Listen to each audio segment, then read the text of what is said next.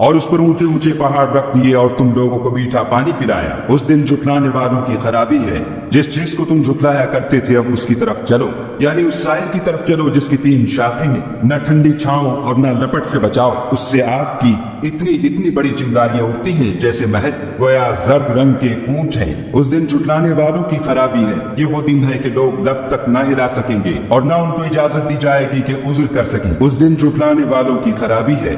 یہی فیصلے کا دن ہے جس میں ہم نے تم کو اور پہلے لوگوں کو جمع کیا ہے۔ اگر تم کو کوئی داؤں آتا ہو تو مجھ سے کر چل۔ اس دن جھٹلانے والوں کی خرابی ہے۔